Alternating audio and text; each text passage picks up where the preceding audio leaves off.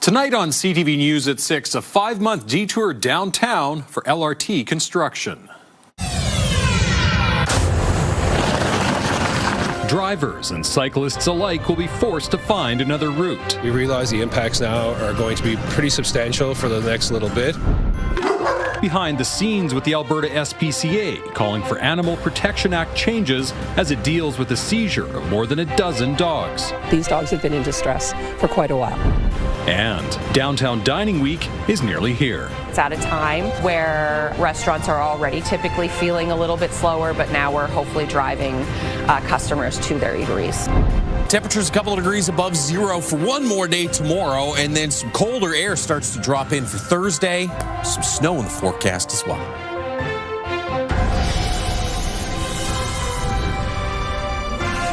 CTV Edmonton, local breaking news with Jeff Hastings.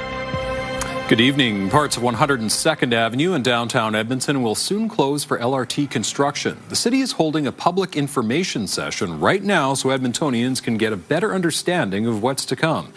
Our Miriam Valdez-Carletti joins us now live on 102nd Ave where the construction is taking place. Miriam, you heard from a group today worried about the plans. That's right, Jeff. I spoke with the Yaga Bike Coalition about the bike detours. They say that they're not good enough and potentially dangerous. Mike Sasha commutes on his bike every day. He says navigating downtown is about to get a lot harder for him and many other cyclists. My concern is that it's going to be a hassle to go downtown, which I do daily on the bike. The city is putting in a temporary full closure on 102 Avenue between 107 Street and 102 Street. It's all for construction on the Valley Line West LRT. We are currently starting roadworks, landscaping, lighting, and track works along 102 Ave. A bike lane detour is on 103 Avenue, but Sasha doesn't think it's good enough, especially as the area becomes more busy this spring. When we think about going into playoff season, there's going to be a lot of folks commuting on their scooters in that little area. It's a lot of demand for a small amount of space. The temporary bike lane that we've constructed on 103rd Avenue is a dedicated bike infrastructure, so the sidewalk, it's still open on 103rd Avenue as well. The section requires cyclists to dismount. For me, that's never a practical expectation for cyclists to be hopping off their bikes and walking there. That's just not functional for a commute. Councillor Ann Stevenson plans to revisit the issue with city staff. I want to understand if we can tighten that up, even stretch it out further to enable both the bike lane and the 2 lanes of vehicle traffic. The construction team says people will still be able to navigate the area. Signs are already in place to help direct pedestrian traffic. We realize the impacts now are going to be pretty substantial for the next little bit, but once it's all said and done, it will be much easier access for businesses, restaurants, and even the public. Now, this section of 102 Avenue is going to be closed for the rest of the year. Phase 1 of the project is expected to last until August, and the city says construction on the Valley Line West LRT is set to be completed on target in 2028. Jeff? All right, Miriam, thank you. Miriam Valdez-Carletti live downtown for us tonight. With traffic congestion growing in part because of population growth, one councillor says the city needs to find a faster way to widen neighbourhood access roads. Right now, the city builds single-lane roads into new neighbourhoods. It uses vehicle counts to determine when there's enough traffic to warrant an expansion to 4 lanes. A 20-year-old city policy puts that marker at 18,000 vehicles a day. Councillor Joanne Wright says some sections of 17th Street in her ward see 38,000 cars per day and are still not being prioritized for widening. She's asking city staff to reassess the policy, including whether traffic volume is an appropriate trigger. It might have worked well 20 years ago, but it's not working for us now, and it's not working for us moving into the future as well as we grow. In that many-year period between when it's actually brought up to the right standard is that there's a lot of congestion, there's a lot of safety concerns, and so we need a different approach. Multiple deadly crashes have occurred on 17th Street in the last decade. The mayor says while provincial regulations prevent cities from overbuilding infrastructure in advance, he believes the city can find some wiggle room in those rules. Two teens are being treated for injuries after being struck while walking across a road in North Edmonton. Police say around noon, two 16-year-old girls were crossing 122nd Ave at 96th Street when an SUV hit them. They were taken to hospital with serious injuries. Police say the 62-year-old driver stayed at the scene. Alberta's budget may be getting an early boost from high oil prices, but the finance minister isn't rethinking the fiscal plan. Economists say the resource volatility could be good news for Alberta's outlook in the medium term. Here's CTV's Jordan Canagan. Alberta's finance minister is standing firm when asked whether changes to his deficit and tax-heavy budget are coming. No, we tabled this budget knowing this would be an uncertain year, much like the year previous. The uncertainty has arrived with the price of oil on a wild ride globally. Budget 2026 is built off oil sitting around $60 per barrel for the year. West Texas Intermediate already soared past $100 before scaling back to the mid-80s. The market expects oil prices to fall, not them staying at $85 per barrel. But even where futures markets are currently headed, we're kind of in the ballpark of what you would need for a balanced budget, which is in the mid-70s per barrel. It would be a big swing from a $9.4 billion deficit, but while Nova Scotia has backed off of budget cuts due to backlash, Nova Scotians have spoken clearly. Many people told us that they were worried about certain parts of the budget. Alberta is moving ahead, including introducing legislation Tuesday to increase the tourism levy from 4 to 6%. Given that affordability is a challenge, anything that makes travel less affordable for visitors, is not great for the tourism economy as a whole. Every dollar change from $60 WTI means a $680 million swing in Alberta's budget. Because of that sensitivity, the budget boss says they need to stay the course. We're committed to having conservative forecasts, doing the right thing in surplus, and riding out the bad years. Jordan Cadigan, CTV News, Calgary. Some UCP ministers believe First Nations chiefs' vote of non-confidence in the government is unfair. The Assembly of Treaty Chiefs want Danielle Smith's government to stop the calls for Alberta to separate from Canada. Yesterday, the UCP government rejected an NDP motion for MLAs to hold a non-confidence vote in the legislature. Today, some ministers said the chiefs are being too hard on them. Do you think the chiefs are being unfair to your government by passing this motion? I'm trying to get back to the motion. Yeah, somewhat. That the government of Alberta needs to make sure that any question put forward is compliant with the Constitution. That's abundantly clear. We have taken particular and specific steps to making sure that First Nations and treaty rights are respected, and we'll continue to do that. Tomorrow, 7 chiefs from Treaty 6 will be in London. They'll meet with the King to affirm treaty relations with the Crown. A petition to recall Premier Danielle Smith from her seat in the legislature has failed.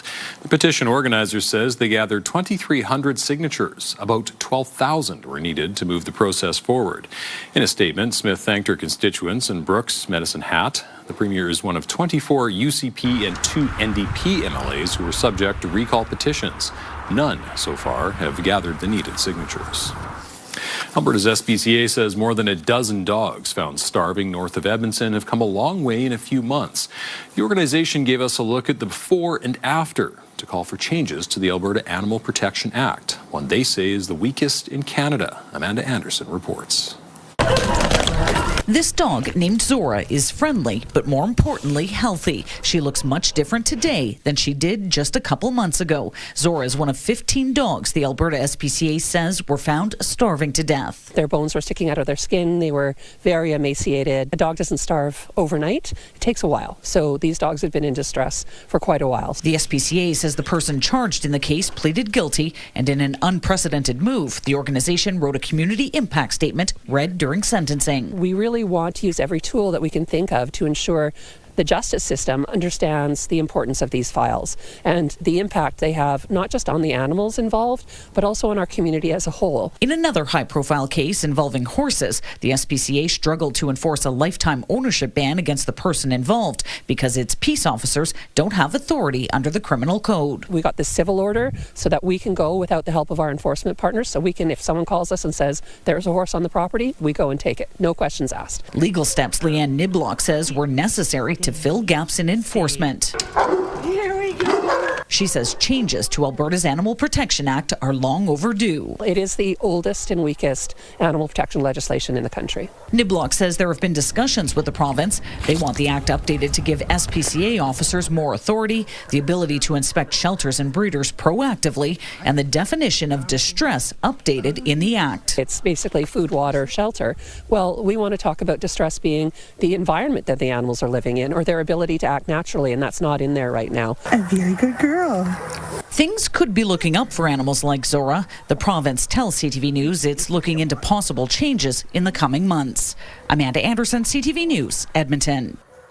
City Council will not require a developer to maintain public green space on a large South Edmonton lot if a major housing project goes ahead there. This 20-acre site on Ellerslie Road in the McEwen neighbourhood has been left largely undeveloped for decades. It's surrounded by fenced backyards with virtually no access points to the field. Today, Council approved new zoning to allow hundreds of apartments, townhouses, duplexes and single-family homes on the site. A motion to require the developer to hold a portion of the field for public green space failed. Definitely a big concern of residents that use it for Canada Day events and for playing sports and just for general gatherings. So unfortunately, tying that park space to this development didn't pass today. The developer is still in talks to buy the land and intends to include outdoor amenities and public paths. It has also agreed to help pay for new park space elsewhere in the area. The NHL's two leading scorers face off tonight in Denver. Connor McDavid and the Edmonton Oilers visit Nathan MacKinnon and the Colorado Avalanche tonight. McDavid currently leads the league with 108 points. MacKinnon second with 104. One of the Oilers' newest forwards will be trying to contain Colorado's high-powered offense. These guys, you give them a little bit and they take a lot. So my attention to detail, my stick positioning, my habits on my route as a centerman, all those things come into effect when you're playing against these guys, because if you're off by a foot, that's all they need to create a scoring chance. The Oilers are looking for their second win in a row after beating Vegas on Sunday. Tonight's game begins at 8. Connor Ingram will start in goal. The latest edition of Downtown Dining Week starts tomorrow with nearly 70 places to get a deal on a meal. The Edmonton Downtown Business Association hosts the event to bring exposure to more locally owned restaurants. For 12 days, participating places will offer fixed-price multi-course deals for lunch and dinner. Prices are $15 or $25 for lunch or brunch. Dinners range from $35 to $65. One local restaurant, Campio, says there are two reasons it wanted to sign on. Number one, so being involved in the downtown initiative like this is great. But number two, our name is Campio Brewing Company. A lot of people know us for our beer, but they don't realize what a phenomenal food program that we have. So any opportunity to showcase that, we're always really excited to be a part of that. March and April tend to be kind of just weird months because it is that shoulder season, right? And it does tend to be a little bit slower. So we do try to time it so that it's at a time where restaurants are already typically feeling a little bit slower, but now we're hopefully driving customers to their eateries. The Business Association also says it gives people a chance to save some money on eating out. Downtown Dining Week kicks off tomorrow. And the weather tomorrow, Josh, not bad. And then after that... Yeah, it takes a bit of a turn for Thursday. I don't think we'll get hit with the heaviest of the snow, but we may see a bit of accumulation here in the Edmonton area. It was a beautiful day today. The wind was down, sun was out. Temperatures got up to 2 degrees for a daytime high. It's right around average. It's 1 in downtown Edmonton right now. You get some -1, -3 temperatures west and east of the city, but almost everybody in the Edmonton region is kind of right around the freezing mark. Average high is +1. We got to 2 today. Average low is -9. We were a little bit cooler than average this morning at -12 to start the day. I think we'll be right around -9 or -10 tomorrow morning. We'll get to that forecast in a moment. Here's what it looks like outside right now, though, with the CTV drone. It's brought to you by Century Casinos. 3 great locations: Edmonton, St. Albert and Century Mile. Nice to still see some sunshine out there. Way off to the west, we do have some clouds, and around Whitecourt, we've got some snow rolling through right now. Looks like that pocket will move north of Edmonton. But mid to late this evening, cloud cover will increase, and there is a slight chance you might see a brief flurry push through. Mostly cloudy, about -9 or -10 tomorrow morning, and then a mix of sun and cloud, and 3, maybe even 4 for a daytime high tomorrow. As Jeff mentioned, though, it does take a turn for the colder and possibly snowier after tomorrow. Those details in just a few minutes. Thank you, Josh. Still to come, Parks Canada going after invasive species. It reveals its new strategy aimed at protecting lakes and rivers.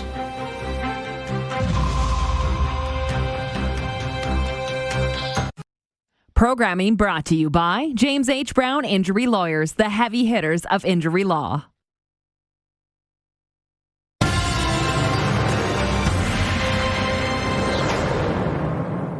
Parks Canada is taking steps to protect its mountain lakes and rivers from invasive species. The new Mountain National Park's Aquatic Invasive Species Prevention Strategy breaks lakes and rivers into 3 zones. Water recreation zones include many popular lakes in places like Jasper, Banff, and Waterton. In some areas, water activities can continue under previous regulations. Water preservation zones include sensitive ecosystems that need extra protection, which means only some activities are allowed there. Special tactic zones are complex water bodies with site-specific rules. Parks Canada is asking you to check which zone and what activities are allowed at the lake or river you're visiting. The University of Calgary is sharing its E. coli protocol with the medical world after dozens of children were hospitalized by an E. coli outbreak in 2023. The findings from its research were published in the JAMA Network Open, with the hope it becomes a global standard for care. CTV's Jacqueline Wilson reports. As a parent, it's your absolute worst nightmare. It's hard for Kierley Hull to look back at these pictures of her daughter Audrey at the Children's Hospital in 2023. At 14 months old, she developed serious complications from a daycare E. coli outbreak. During her hospitalization, she had some kidney issues, kidney failure, she had a seizure. She spent 6 weeks in the Children's Hospital, and then every day since she has had to take medication. Hank, her son, also suffered from E. coli poisoning but made a full recovery. Over 400 people were diagnosed with E. coli linked to the outbreak, according to the province.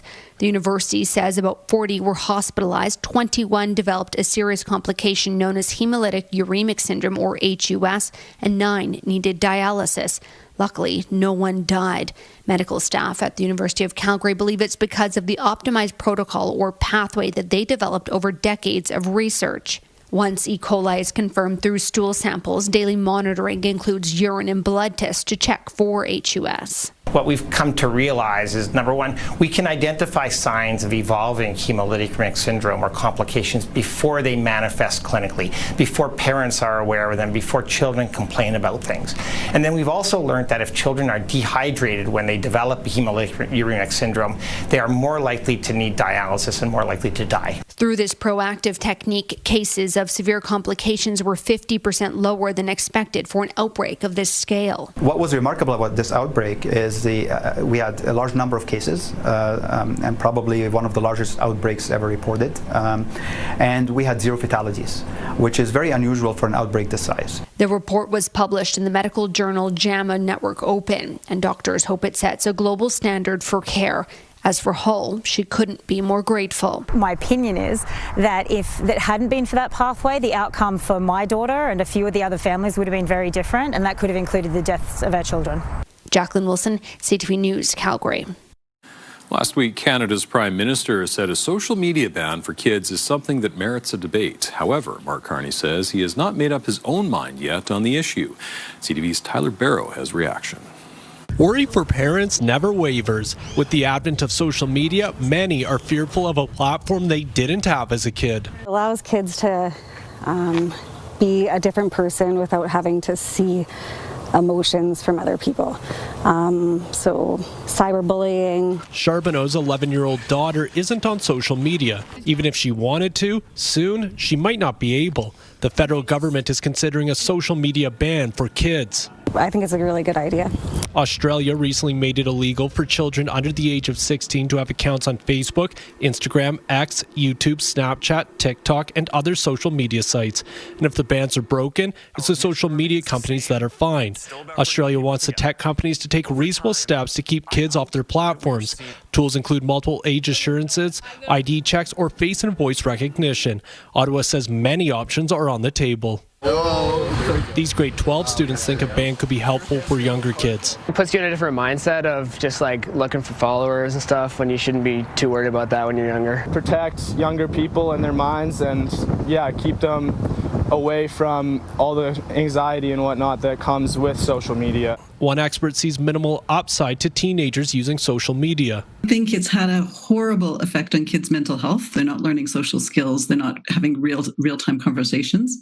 They're not outdoors or engaging in other play, real play. Social media can also be dangerous. The Canadian Centre for Child Protection received more than 14,000 sextortion reports dating back to 2020, but that's only victims who came forward. Another children's advocacy group says there is an urgent need to introduce online safety legislation. It wants online gaming and AI included as well. Youth are facing really grave threats right now to their mental health and well-being. We're seeing their childhood being radically transformed, even from the early years. Tyler Barrow, CTV News, Calgary. Still to come, California sea lions make their way north. When they arrive, it's almost like a biker gang has shown up for a convention. Sights and sounds of dozens of sea lions taking up real estate on a Vancouver Island beach. Beautiful, mild evening out there. Take advantage of it. One more warm day tomorrow, 3 or 4 degrees above zero in the afternoon, and then some snow Thursday, and temperatures drop into the -5 to -10 range.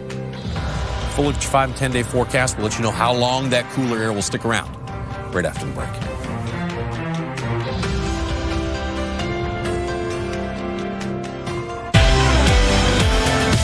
Wednesday on your morning, protein has had its moment in the sun, but now fiber is in the spotlight.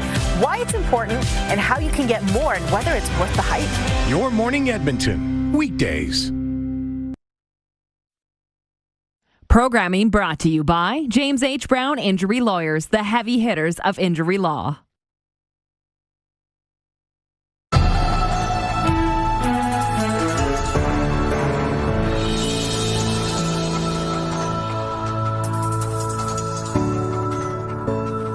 Natural spectacle is playing out on a Vancouver Island beach that you can't miss the sight or sound of. A colony of boisterous sea lions, more than 100 of them, are dining on fresh fish and putting on a show for the many people traveling to take it all in.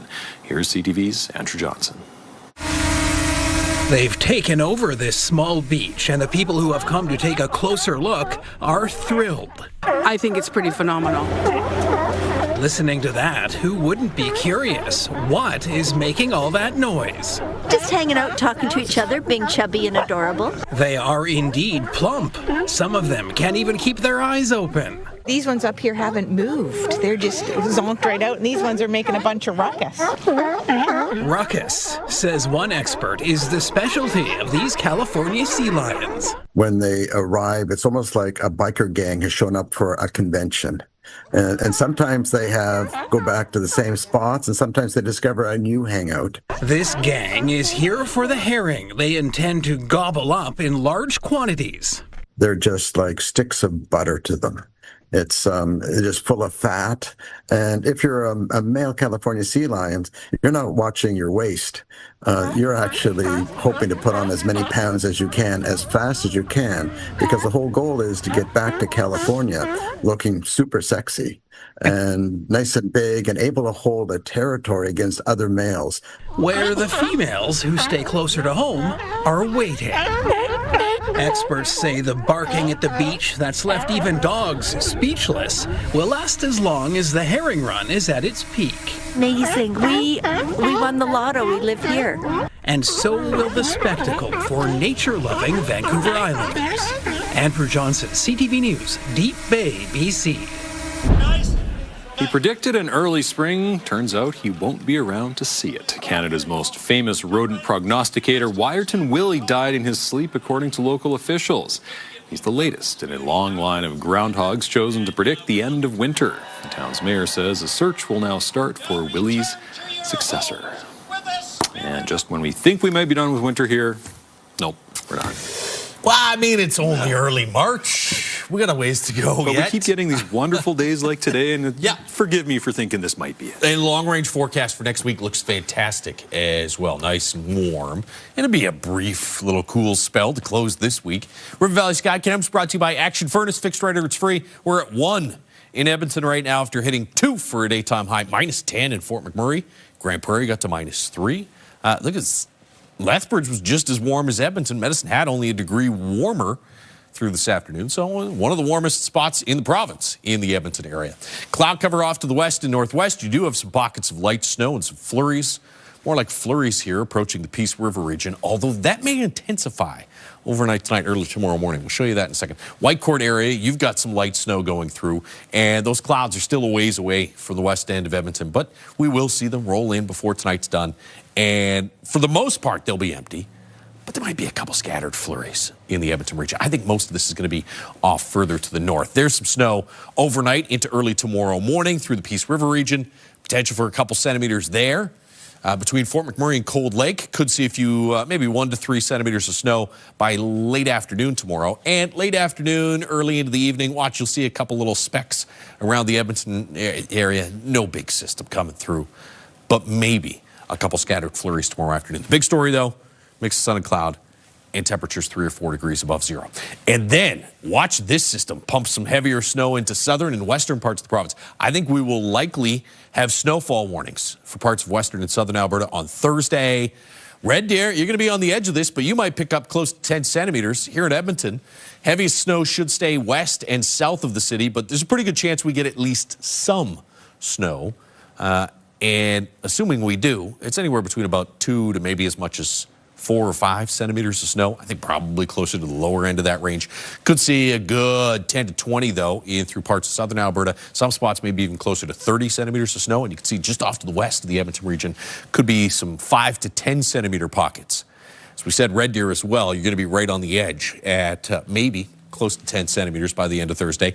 -10 Fort McMurray, -3 in Grand Prairie right now. We're still a degree above zero here in Edmonton, while Lloydminster's at about -6 currently. We'll drop to the -5, -6 range around midnight tonight here in the city. -9 tomorrow morning, mostly cloudy skies, then a mix of sun and cloud, and a high of about 3 or 4 degrees tomorrow afternoon, with light wind out of the west-northwest at about 5 to 15 kilometers per hour through the morning and afternoon hours. There's your slight chance of some flurries later in the day. Better chance for some light snow or some flurries on Thursday, and a 10-degree drop from tomorrow afternoon to Thursday afternoon. Some cool mornings as well. Friday, Saturday, Sunday, back into the mid-minus teens. Daytime highs -5 to -10 range for Thursday, Friday, Saturday. But by Sunday afternoon, we start to pull out of that cool air. By Monday, we're back above zero. And by Tuesday, Wednesday, we're back to around double digits. So you get 3 cold days there, Thursday, Friday, Saturday. The rest of the 10-day forecast actually looks pretty warm. Thanks, Josh. Coming up, the war in Iran going well, says Donald Trump. I think you'll see it's going to be a short-term excursion. How good is our military, right? The latest from the Middle East, and they're making an obvious statement here. The American consulate in Toronto attacked.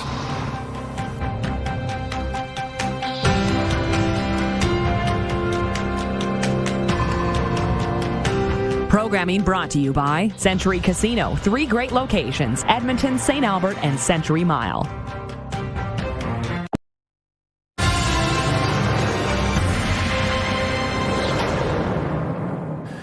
There are conflicting messages about when the war in Iran will end. President Donald Trump warned Iran not to interfere with international oil shipments, now saying he expects the fighting to end very soon. With more, here's CTV's Joy Melvin in Washington. The Pentagon with new video bombing Iran's missile launchers and destroying their ammunition stockpiles. A fresh round of attacks. The U.S. says it has hit more than 5,000 targets, including 50 vessels. Today will be yet again our most intense day of strikes inside Iran. The most fighters, the most bombers. On the other hand, The last 24 hours have seen Iran fire the lowest number of missiles. Secretary of War Pete Hegseth says Iran is badly losing and there will be no let-up. This as the Trump administration is sending mixed messages when the conflict will end. The president suggested the war's goals were pretty much complete, telling Republicans, I think you'll see it's going to be a short-term excursion. How good is our military, right? Trading threats on social media, Trump told Fox News he's not happy with Iran's new supreme leader, a hardline cleric and son of the assassinated Ayatollah Khamenei, saying, I don't believe he can live in peace. Iran's security chief shot back, warning the U.S. president, be careful not to get eliminated yourself. This after Trump threatened to rain fire and fury on Iran, warning the regime against stopping the world's flow of oil through the Strait of Hormuz, now at a standstill and sending gas prices soaring. But the White House insists that won't last long. U.S. military is drawing up additional options following the president's directive to continue keeping the Strait of Hormuz open. I will not broadcast what those options look like, but just know the president is not afraid to use them. So when will it all end? The White House and Secretary of War both say that's up to President Trump to determine when Iran is no longer a direct threat to America. Joy Melvin, CTV News, Washington. Mark Carney was not expected to be in question period today, but his schedule changed this morning after he was criticized for not participating in last night's debate on Iran. It gave opposition leaders a chance to grill the Prime Minister over Canada's seemingly shifting position on the conflict. CTV's Michael Couture has more. His appearance at question period was a last-minute addition to his schedule, and after a week of shifting narratives around the war in the Middle East, the Prime Minister looked to clarify Canada's stance. Mark Carney said Canada opposes Iran's development of nuclear weapons and the regime's exporting of terrorism. The Prime Minister also said Canada will not participate in the American military offensive in the region. But the leader of the Bloc Québécois wants to know if Carney also asked allies if they're all on the same page. As long as we act on our separate paths, we don't have the leverage to force United States into themselves a more coherent position because we don't know what the President of the United States wants. Je viens d'avoir une conversation avec le président du G7, Monsieur Macron. Carney said he had conversations with leaders from France, Japan, and the U.S., but wouldn't give any more details. The Conservatives have criticized Carney's stance on Iran, saying it's been shifting over the past week. While Poilievre says he stood by the Prime Minister's original support for the strikes on Iran to take down the regime, he's unequivocal about the Supreme Leader's successor. You're talking with the son? The son, yeah. No, this is a terrorist. We stand with the Iranian people for democracy. We stand against the Iranian theocratic dictatorship that has attacked our country. Prime Minister Carney says he plans to speak with other G7 leaders this week, and he says they're all united in calling for a de-escalation in the Middle East. Michael Couture, CTV News, Ottawa. Meanwhile, shots were fired at the U.S. Consulate in Toronto just days after 3 synagogues in that city were attacked the same way. CTV's Rahim Ladani reports. A heavy police presence outside the U.S. Consulate on University Avenue before sunrise. The front door of the building showing evidence of being shot at. Hanging inside, a portrait of U.S. President Donald Trump. Whether it's a terrorist event or not, that'll be subject to the investigation that will be undertaken in the coming days and weeks. The RCMP and federal agencies are working in tandem with Toronto police, searching for this suspect vehicle, a white Honda CR-V. They say it stopped in front of the U.S. Consulate around 4:30 this morning. 2 individuals emerged from the vehicle, discharged at what appears to be a handgun at the front of the building, and then got back into their vehicle and drove southbound. While people were inside the heavily fortified building, no injuries were reported, and it wasn't until an hour later an officer was flagged down in the area. They knew they weren't going to jeopardize lives but they're making an obvious statement here. As investigators work to determine who is responsible for the shooting and their motive, Premier Doug Ford shared his personal opinion that the violence could be linked to terrorist sleeper cells. I believe there's sleeper cells all over the world, as we know. They're in the U.S., they're in Canada here, and we have to weed these people out and hold them accountable. The RCMP say they don't have information to provide on sleeper cells that may or may not exist in Canada.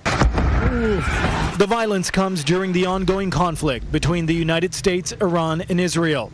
In Toronto last week, 3 synagogues were hit by gunfire, and Mayor Olivia Chow says anti-Semitic incidents spike when international tensions rise. This cannot stand.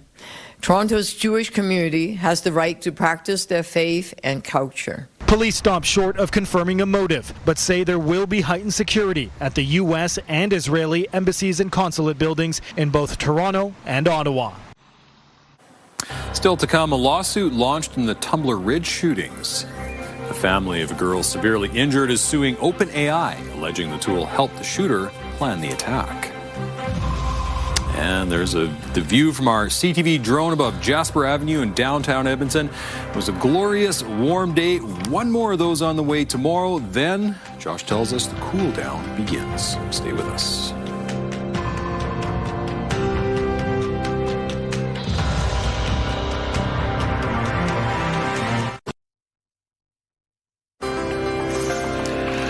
Checking on the markets, the Canadian dollar closed near 73 cents U.S. Oil was down $11.32, closing at $83.45 U.S. a barrel.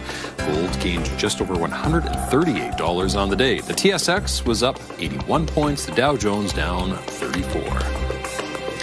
The family of a 12-year-old girl who was hospitalized after the mass shooting in Tumbler Ridge is now suing the makers of ChatGPT. They allege the artificial intelligence tool helped the shooter plan the attack. CTV's Kevin Chirac reports. Maya Gabala was one of many child victims in the mass school shooting in Tumbler Ridge last month, leaving 8 dead plus the shooter. She continues to recover in hospital after being shot 3 times in the head, neck, and face. Now her family has filed a civil lawsuit against OpenAI, the company behind ChatGPT. The claim alleges the shooter, Jesse Van Rootselaar, used the chatbot to help plan the attack, stating ChatGPT equipped the shooter with information, guidance, and assistance to plan a mass casualty event like the Tumbler Ridge mass shooting. The filing also claims the AI bot fostered a dependency, assuming the role of professional mental health counselor and/or therapist. And it says OpenAI staff flagged warning signs months before the shooting, adding, the OpenAI defendants subsequently rebuffed their employees' requests to contact Canadian law enforcement. OpenAI has previously said it banned the shooter's first account. The company came forward to authorities with information after the shooting. The lawsuit's filing comes as Premier Eby and federal leaders recently met with OpenAI founder Sam Altman. Mr. Altman is prepared to apologize. Everybody on the call recognize that an apology is nowhere near sufficient, but also that it is completely necessary. So I spoke to him and I said, look, I want more details and I want some more concrete action to keep Canadians safe. My job is to make sure Canadians are safe. In a statement to CTV News, OpenAI says it remains committed to working with government and law enforcement officials to make meaningful changes that help prevent tragedies like this in the future. According to the claim, the shooting left Maya with a catastrophic brain injury that will leave her with permanent cognitive and physical disabilities. The lawsuit seeks a range of damages, including special and general damages, loss of earning capacity, and future care costs. A statement of defense has yet to be filed. None of the claims have been proven in court. Kevin Chirac, CTV News, Vancouver. TikTok will be allowed to continue operating in Canada after agreeing to enhance security for users. In 2024, the federal government ordered the social media platform to take its business out of the country because of national security risks. However, Ottawa never banned the app. A federal court reversed that order in January and asked for another review. Ottawa now says TikTok can keep its business in Canada. The platform also agreed to invest in the country's cultural sector. A notorious serial killer serving out his sentence at the Edmonton institution has died. Alan Leger was known as the Monster of the Miramichi for crimes committed in New Brunswick in the 1980s. He was involved in a violent and deadly home invasion as well as multiple sexual assaults and murders. He received a life sentence in 1991. Correctional Services Canada says it is looking into the circumstances of the 78-year-old's death. No cause of death has been released. U.S. Immigration and Customs Enforcement, also known as ICE, is defending its decision to hold an Edmonton man at a Texas immigration detention facility, saying a green card is a privilege, not a right. Curtis Wright is a U.S. permanent resident. The 39-year-old has been in custody for 4 months after returning from a business trip in Mexico late last year. ICE says he was denied entry because of his criminal history. Wright was convicted twice in 2004 for possession of a controlled substance. Wright's family says the 2 convictions stem from a single incident. They're pressing ahead with a court challenge seeking his release. Still to come, cycling Calgary, one road at a time. That's not about the exercise. I think it's a lifestyle. Cyclists are challenging themselves to explore every part of the city.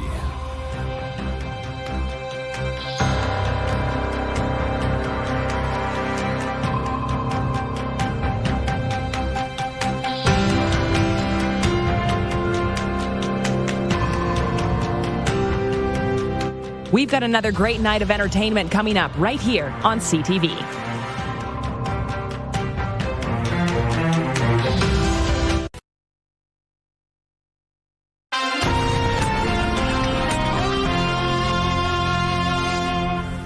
A dedicated group of cyclists is committed to covering every part of Calgary. They take different routes all the time, keeping careful logs of every street and path they venture down. CTV's Kevin Fleming has more on the Calgary Wanderers. He's been cycling his whole life and enjoys recording some of his commutes.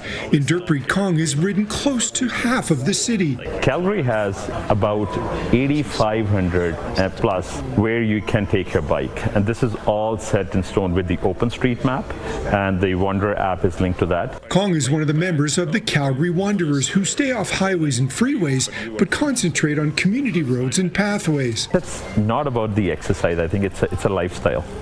You know, I highly encourage everybody, to bike. It just brings, me to myself when I bike. David Schomber has the highest percentage of the city covered on 2 wheels. He was up to 93%, but because the city's always expanding, he dropped down a point. Now he wants to make that up. I feel good. I'm healthy. I'm 73 years of age, and I can still do 100K on a good day. Not as many days anymore like that, but I think it's just the health aspect. John Fransky has ridden every day since Christmas Day 2022 and enjoys the challenge of covering every Calgary road and pathway. I was a Pac-Man guy as a kid, right? And literally when you're riding around with your phone in the hand, chasing the red new roads to ride, it literally is like playing Pac-Man. I have found myself going wah, wah, wah, wah a couple of times, and I do have a chuckle. Ron McMahon says the group doesn't ever ride together because they're all at different stages of their journey. We get together once or twice a year just on a social basis and have a few brews and just talk and share what we're doing with our riding, celebrate our achievements, our accomplishments and our advancements, and talk about things that we see or do. Kevin Fleming, CTV News, Calgary. I just want to hear that guy do the Pac-Man sound. I think that's a great idea. That's not going to leave my head next time I go for a ride. Yep, every time. Not bad if you want to get out there tomorrow. Temperatures will be around -9 in the morning, up to around 3 degrees in the afternoon. So that's not really warm enough to give you super sloppy conditions. Those will come back next week. Things will be frozen over solid for Thursday, Friday, Saturday, and we'll probably put some more snow on the ground Thursday. Doesn't look like anything all that heavy, but maybe couple centimeters. Back to -2 by Sunday and back above 0 by early next week. I think we're back close to 10 for daytime highs by the time we hit the middle of next week. So the warmth will return. A couple of chillier days, though, to close this week. All right. Thank you, Josh. And thank you very much for sharing your time with us. For news anytime, try our website, ctvnewsedmonton.ca. Have a great evening.